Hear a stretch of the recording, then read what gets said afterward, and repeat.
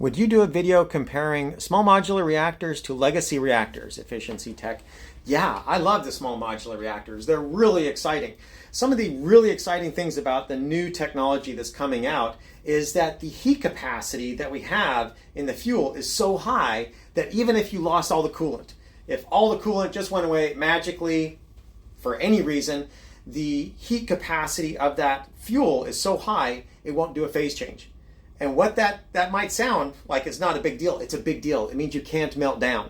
It means if I've got solid fuel, even if I take away all the coolant, it won't melt. It won't do a phase transition. Or if I have liquid fuel, like a molten salt reactor, it's got so much heat capacity that it won't boil. It'll stay in the same phase.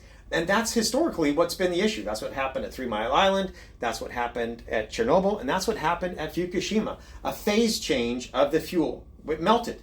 And the small modular reactors have the ability to do that. On top of that, the inventory can be so low. And without the phase change, the evacuation zone can still be within the fence, which means that if the worst could happen, it did happen. If a terrorist event completely destroyed the reactor or whatever took place to cause the worst case condition to occur at the reactor, the evacuation zone stays inside the fence, meaning the worst case offsite dose consequence isn't sufficient for the EPA to recommend evacuation to the governor.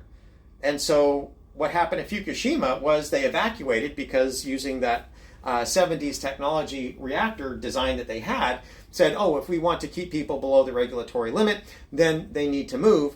And that is what actually killed anybody from Fukushima. It was that panicked evacuation. People were terrified and they moved. And so that goes away. That goes away. There is no exclusion zone. You don't have an area where you say it's too much contamination so that the dose is going to be above the regulatory limit.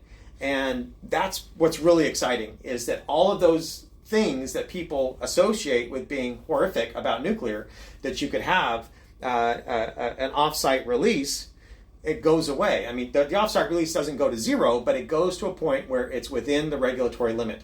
So it's just like a nuclear medicine facility or something along those lines that, yes, they do have releases, but they're below the limit for the public exposures that we consider to be acceptable for the benefit that we get from that technology. So, great question. Thanks for asking it.